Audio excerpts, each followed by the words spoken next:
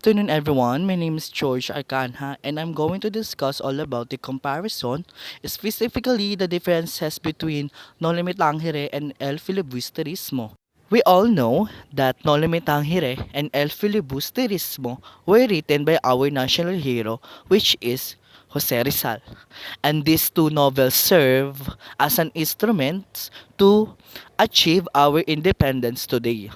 No Limit Tangere describes the resurgence and thought long dead.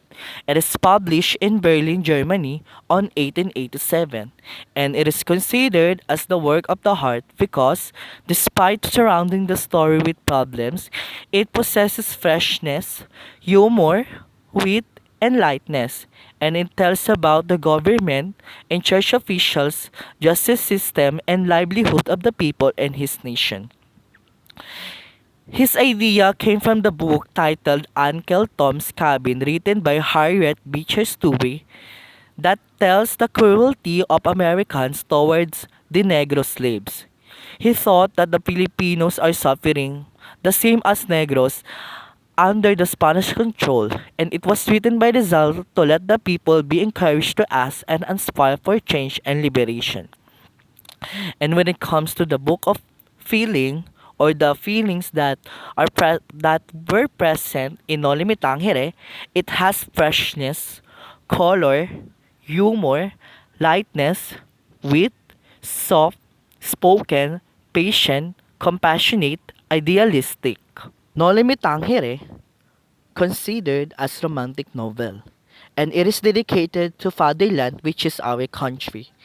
It has 64 chapters, and Maximo Viola, savior of No Limit Tangere, and Viola was a supporter of the propaganda movement, and he met Rizal and became his close friend while he was finishing his degree from the University of Barcelona in 1886. It was while traveling with Rizal in Europe that he learned Rizal needed money to publish the No Limit Tangere. And the No Limit Tangere was the story about love and romance of Crisostomo Ibarra and Maria Clara.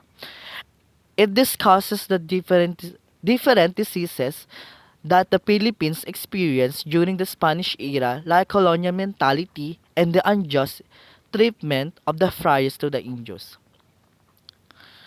Through that, through that novel, society is encouraged to ask and inspire for, for change and liberations. Rizal reveals, in No Limit Tangere, rather, Rizal reveals the cruelty and exploitation suffered by the natives at the hands of the colonizers. Now, let's discuss the second novel of Jose Rizal, which is El Filibusterismo. El Filibusterismo, or the Reign of Greed, describes the pain of society today. It is published in Ghent, Belgium on 1891, and it is considered as the work of the mind. And when it comes to the contents of the book, it contains bitterness, hatred, pain, violence, sorrow, angry, and vengeful side, which is both by the characters and events that happens to El Filibusterismo. Filibusterismo is considered as political novel because it has a full of bitterness, sorrow, pain, violence, and vengeance to awaken the Filipino people against the abusive masters. It bore an irresistible urge to revolution among the Filipinos to go against the government and the practices of the church which appeared realistic. And El Filibusterismo came from the word filibustero, which means someone against the Catholic religion. And El Filibusterismo was dedicated to Gomburza, which known as the three martyr priest. His idea for the novel came from the cruelty and loss of justice that had killed three innocent victims after being blamed for leading the Cavite Mutiny year 1872.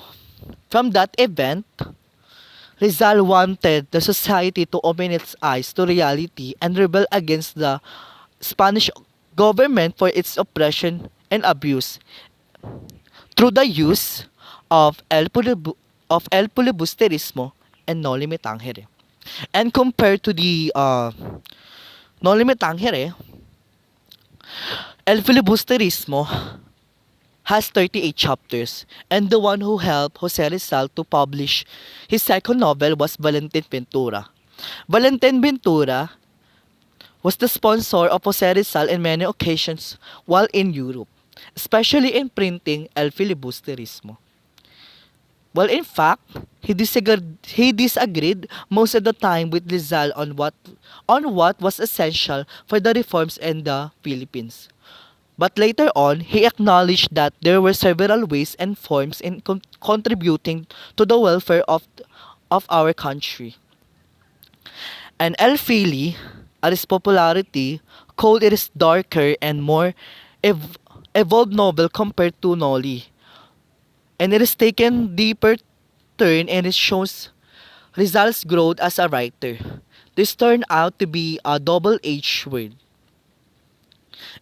And El Fili, Rizal depicts a society at the brink of the rebellion as the native minds have been awakened and revolutionary forces have been formed. The filibustero in the novel's title is derived from the simpler term filibustero.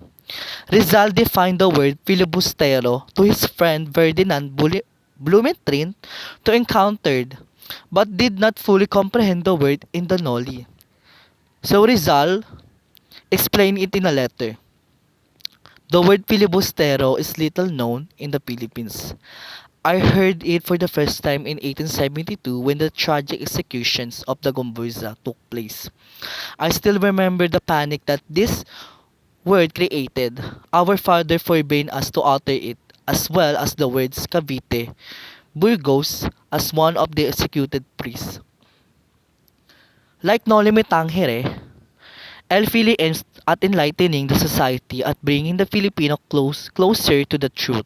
But whereas in the first novel, we are encouraged to ask and inspire for change and liberation, while in this novel, the society is urged to open its eyes to reality and rebel against the Spanish government for its oppression and abuse.